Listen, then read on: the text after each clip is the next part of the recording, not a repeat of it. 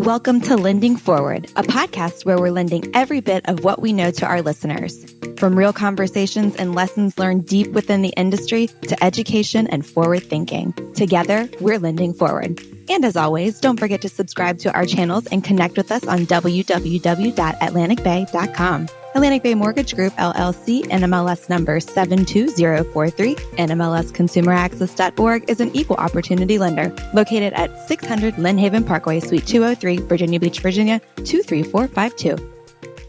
Welcome to another episode of Lending Forward. I'm your host, Taylor Ellard, and joining me today is one of our very own mortgage bankers here at Atlantic Bay in Virginia Beach, Lori Gibson. Welcome, Lori. Hi, thank you. Thanks for having me. We're so excited. Yeah, we're happy to have you. I'm excited to get to know you a little bit more. And you and I have talked, and you've had 35 years in the industry. You've seen ebbs and flows. So tell our audience a little bit about how you got into this industry and what's kept the fire in your belly. I've been doing this for 35 years, so it's kind of my career choice. Started back when I was 18. My mother was working for a mortgage company. So I started working at the same company because they were super busy. It was the late 80s, doing post-closing. And that's where I started, actually on the back end. And now I'm doing the front. I've done everything from post-closing, processing, underwriting, closing. And 15 years ago, I actually started originating. I knew that was where the money was, and my knowledge of the industry just pushed me into that direction. I'm excited that I did that. It's been wonderful, hard because it's a lot of work, but where I will retire would be originating, I would say. I love it. And you know, I've interviewed quite a few mortgage bankers and just coached a few. And some of the best folks in the business are ones who have worked themselves up from the back to the front side of the business. And that's where they've truly found their passion. And they excel so much more because they know the ins and outs of each loan, what it takes to get it there. So I love hearing stories because it's true. I mean, you've got to have a very good communication system, streamlined processes in place, and to be able to see it from the beginning all the way to the end. And you have, it's just powerful, right? Putting people in homes. Within your years of experience, you've seen ebbs and flows. We've said that, but right now, specifically, post-COVID, things are changing. Inflation's happening. We're on the brink of a potential recession. Have you seen this before? And if so, with something like this, how do you overcome these kinds of shifts? Okay, so here's what's crazy. No, I haven't, to be completely honest, in my 15 years of originating, this is the first time that it's basically come to a halt. I've never seen it this slow with the rates not that bad. So when I started in the 80s, and I wasn't originating back then, but it was in the 80s, and the rates were between 10 and 13%. Wow. People were buying houses. We didn't have a slowdown like this. In the 90s, when I bought my first house, it was 8.5%. And we didn't think twice about it. It was just what it was. Then in the 2000s, we were still the beginning of like 2020 to 2010, I believe, we were still seeing rates that were between 5.5% to 7%. Right. We have just been very spoiled this last decade with rates between 4% and last 3 years, 2.5% was an average for a few months. So I've seen it all. I think that we in the industry were very spoiled with those low interest rates for 2 years. Usually when you saw that dip, it was maybe for a week or a couple of days. It was just like, get as many in as you can because it's under 3 and you refied everybody you could. But no, I have not. I have seen the ebbs and flows, but I've not seen it to where everyone is so scared to do anything. That's what I'm seeing. And to your point, though, it's funny because it's not funny, but it is very interesting, the human behavior, because you would think, and you and I talked about this previously in the green room, but when it comes to rent, it's like prices are going up and people aren't thinking twice. I mean, they're feeling it, but they're not thinking twice about it. And it truly is a shame because I think we talked. So for those of you, we are headquartered, Atlantic Bay is headquartered in Virginia Beach, and Lori and myself both live in Virginia Beach. And so, we talked about property at the oceanfront, rentals, apartments at the oceanfront. And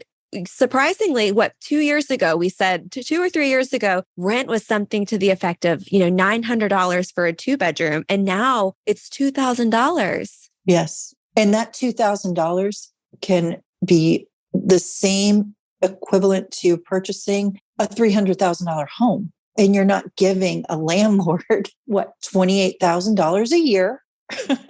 So it's equity that you could be building. I don't know why people are still renting in this market. If they're looking, and for a lot of real estate agents, they do both. They'll take a client out to rent or to purchase, either one. I don't understand why they're not swaying somebody unless they just have horrendous credit or they know that they won't qualify to purchase, why they would even put them in a rental. It does boggle my mind. And it's a true shame because at the end of the day, you're not wasting your money. You're certainly wasting it because it's not going into your equity. But I don't think it is the credit side of it, because a lot of those younger folks, they know that, they've spent their time behind the iPads. They know, exactly somewhat how to save, somewhat how to make educational decisions. But when it comes to home ownership, it's almost as if it isn't even a fragment of what they think that they can do or afford. And I truly think we just need to shift the narrative and be as educational as possible. So what piece of advice would you give to someone who's perhaps thinking maybe they can't, or they do have the dream and they just don't know how to get things rolling? Right. So definitely, I think that we need more education when it comes for first-time home buyers, because everything on the news right now it's home prices are going to decline and the rates are too high. And it's scaring most first-time home buyers, where a year ago they were in a horrible market to purchase because there were escalation clauses. They didn't have enough money saved in the bank to compete with a lot of the buyers that were selling a home to purchase a new one and had equity to be able, or had the money to be able to have those escalation clauses. And what I mean by that, for people not familiar, is purchasing the home for more than what the sales price was, which was insane. They were going to pay $10,000 more than the appraised value just so they could get this house. We're not seeing that as much anymore. Actually, I haven't seen that in the last few months. So that's a good thing for first-time home buyers. Right. Come back to the market. Maybe the rates aren't going to be as great as they were, but the houses are going to be there that now you have a chance at. I have seen this quote floating around that says, "Love the home, not the rate," which basically means that dream home could be there. It might be a little bit more in payment than you were hoping for or expecting. But if you can afford it, at least get the dream home and refinance in the future. We know the rates will come back down. There's that thought. It's just a matter of time. And absolutely. One thing too, Lori, it's like, I think perception of homeownership is like, it's got to be this perfect cookie cutter or eclectic, whatever your taste may be, but it doesn't always have to be perfect. You could buy a home and redo something down the line, or initially buy something that's not so pricey and revamp it to what you want it to be. I think that for some reason, that idea people need to watch more HGTV. You get the idea. Well, I think, yes, I 100% agree with you. And it's so funny because I have clients that purchased in the last 2 years calling me because now they've got equity because they purchased in the beginning of mid-pandemic 2020 when rates were super low. Now they want to sell because they have a ton of equity. And they're like, I want to buy something else. And it's so funny when I tell them the rate, they're shocked. They're like, no way. I have 3% right now. I go, I know. It's just the way the market is. But that's their thinking is, I want to now purchase in a higher price point. So their dream home, because they purchased something just to get into a home because the rates were so low. Right. And that's what everybody was saying. Buy.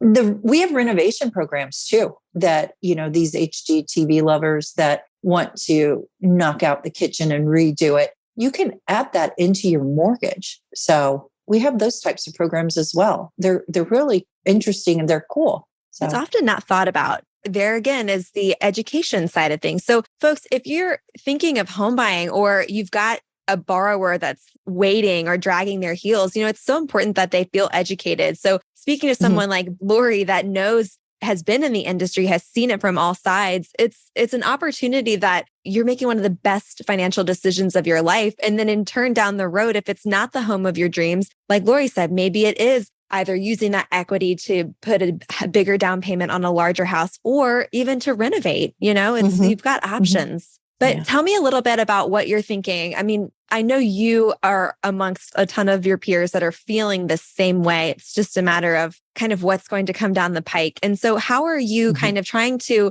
get through every day and stay in a positive headspace? I don't know how I do. I don't know. That's a good question. Well, I do talk to a lot of my peers that I work with, and we are all feeling the same, and we're scratching our heads. Why? Why are people so scared?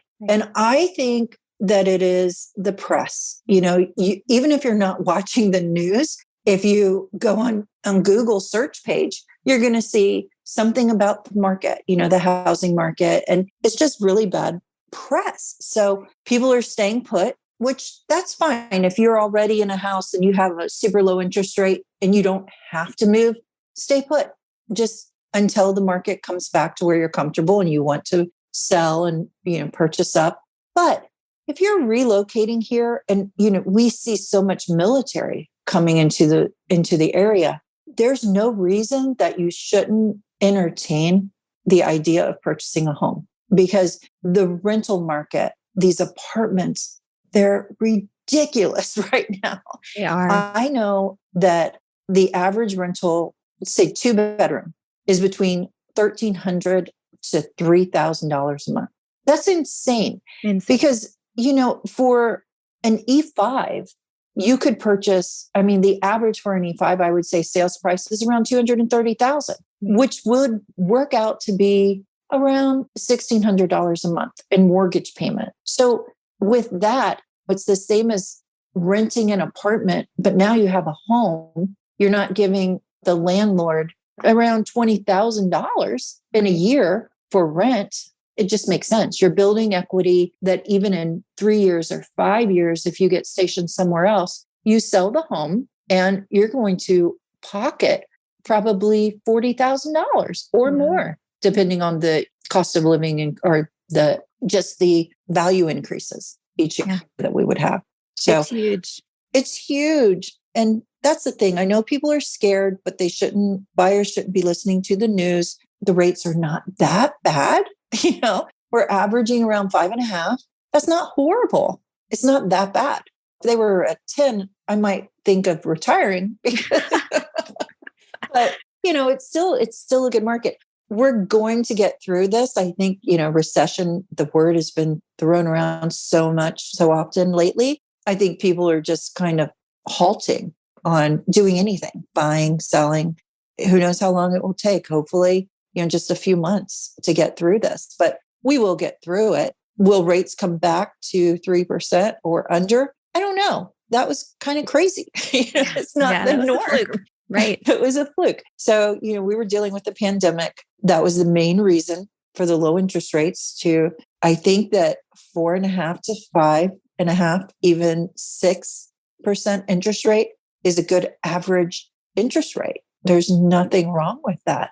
Once we get through all of this, the people that need to move and need someplace to live will see when they run the numbers that it makes sense to buy. Right. Absolutely.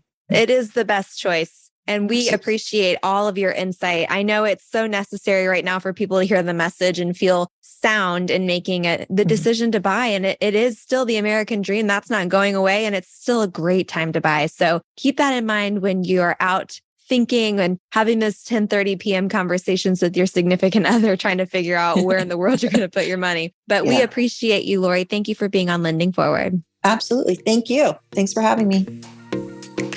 Thanks again for listening to the Lending Forward podcast powered by Atlantic Bay Mortgage Group. Don't forget to tune in next week and make sure you subscribe to our channel. Remember, we all play a part in lending forward. So go lend something forward today.